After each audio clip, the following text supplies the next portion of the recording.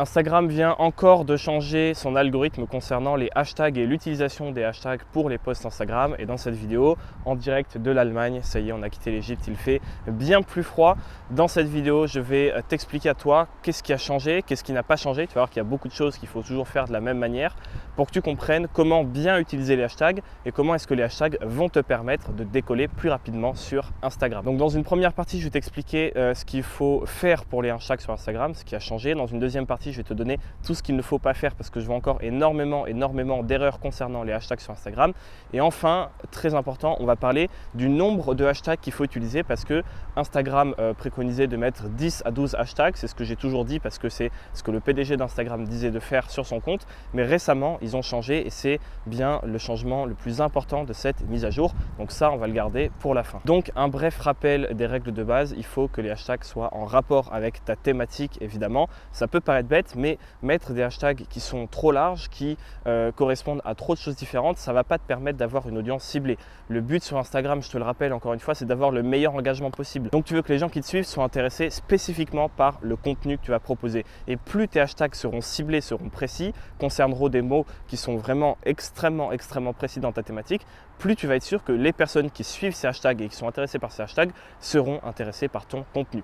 Deuxième chose très importante qu'il faut faire, il faut toujours veiller à avoir des hashtags de taille différente. Quand tu vas taper un hashtag sur Instagram, tu vas voir qu'il y aura marqué hashtag 1000 publications, un autre hashtag qui aura 15 millions de publications, un autre qui aura 235 000 publications. Ce qu'il faut comprendre très simplement, c'est que plus il y a de publications sur un hashtag, plus il y a de concurrence sur ce hashtag et donc plus il va falloir avoir un gros compte et beaucoup de likes pour pouvoir te positionner dessus. Donc ce que tu veux faire, c'est avoir des hashtags qui ont des tailles différentes. Si tu mets que des hashtags à 15 millions, tu ne vas jamais réussir à te positionner dessus, à moins d'avoir des centaines de milliers d'abonnés. Et à l'inverse, si tu te mets que sur des hashtags qui ont 1000 à 2000 publications, ça va être très facile d'être positionné dessus, mais personne ne va les suivre. Donc au final, tu ne vas pas être mis en avant. Et enfin, dernière chose à vraiment bien comprendre concernant un hashtag, c'est que ce n'est pas le plus important. Les hashtags, il faut voir ça comme un levier. Avoir des hashtags, ça va permettre, si ton post est intéressant et que ton post plaît, ça va permettre de faire levier et de le faire exploser à une croissance bien plus supérieure. Mais ce n'est pas uniquement parce que tu as des bons hashtags et que tu as fait un bon travail sur tes hashtags que ton post sera mis en avant. Si tu n'as pas de likes, si les gens s'en fichent, si ton post n'est pas de qualité, de toute manière, hashtag optimisé ou non, il ne sera pas mis en avant. Donc il faut arrêter de vouloir optimiser à tout prix les hashtags. Il faut d'abord se concentrer sur le contenu. Alors oui, les hashtags c'est important, mais ça ne fait pas tout. Il faut d'abord et premièrement se concentrer sur faire du bon contenu et du contenu qui plaît à ton audience. Donc maintenant que je t'ai dit tout ce qu'il fallait faire, je vais te dire ce qu'il ne faut pas faire, les erreurs que je vois vraiment le plus souvent. La première erreur que je vois, c'est de bourrer de hashtags, c'est de bourrer encore et encore, de mettre des tonnes de hashtags. Il faut vraiment essayer de sélectionner des hashtags et encore une fois, comme toujours je te dis sur cette chaîne, privilégier la qualité à la quantité. Si tu mets trop de hashtags, Instagram, comment est-ce qu'il va le percevoir? Il va percevoir quelqu'un qui essaie de faire du forcing, qui essaie de faire du bourrage de mots-clés, ce qu'on peut retrouver sur YouTube ou dans les blogs par exemple, et c'est absolument quelque chose que tu veux éviter. On parlera du nombre de hashtags à la fin, je te l'ai dit, parce qu'ils sont en train de modifier ça. Mais la première erreur, c'est de mettre plus de 12 hashtags. Il y a plein de gens qui en mettent 20, 30. Si tu fais ça, il faut absolument que tu arrêtes. C'est très important. Deuxième erreur que je vois souvent, je t'en ai parlé juste avant, donc je ne vais pas m'étaler dessus, c'est viser des hashtags trop gros ou à l'inverse trop petits. Je me répète, c'est hyper important. Je sais que ce n'est pas facile. Pour te donner un ordre d'idée, si tu as entre 1000 et 5000 abonnés, ce que tu peux faire, c'est viser des hashtags qui ont quelques dizaines de milliers de publications ou quelques centaines de milliers de publications. Mais va pas essayer de dépasser ça parce que ça sera trop compliqué pour toi de te positionner tout simplement. Et si tu veux savoir exactement si tu veux aller plus loin, je te rappelle que dans la description, tu as un lien vers ma formation sur Instagram dans laquelle je te donne des tableaux qui te disent exactement en fonction de ton nombre d'abonnés, quelles sont les tailles de hashtags que tu peux et que tu dois viser. Donc si ça t'intéresse, c'est dans la description. Une autre erreur que la plupart des gens font, ça peut paraître tout bête, mais c'est de ne pas prendre des hashtags qui sont dans la bonne langue.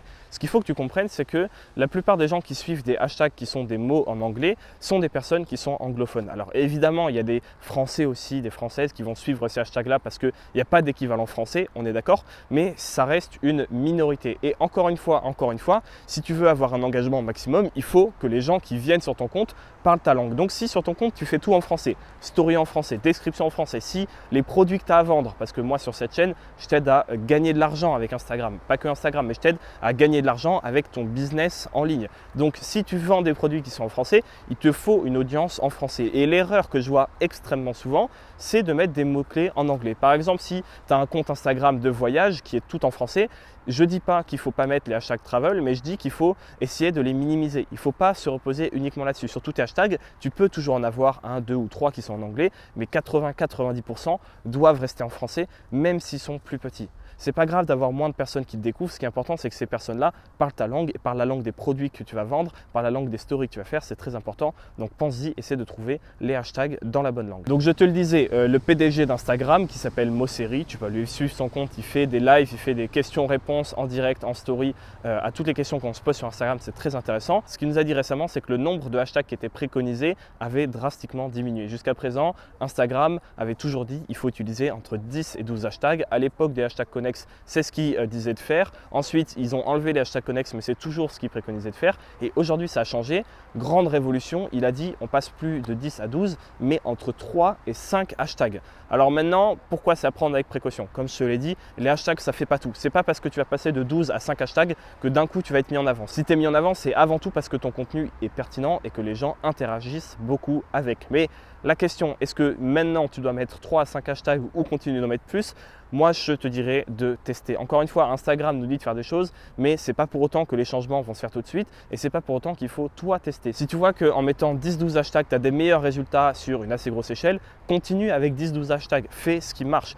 Par contre, si tu vois que le peu de posts où tu n'as mis que 3 ou 4 hashtags, tu t'es vraiment bien positionné dessus, bah là peut-être que ça veut dire qu'il faut que tu penses à changer ta stratégie. Donc maintenant, très important, je ne sais pas si tu es au courant, mais il y a une erreur spécifique qui est très importante que font exactement 97% des gens qui se lancent sur Instagram. Cette erreur, je t'en parle dans la vidéo qui apparaît à l'écran. C'est une vidéo gratuite sur la chaîne. Je te laisse cliquer dessus parce qu'il y a de grandes chances que tu fasses partie des 97% de personnes qui font cette erreur et qui va peut-être t'empêcher de décoller, d'avoir les résultats que tu veux sur Instagram. Je te laisse cliquer dessus et moi je te dis à la prochaine.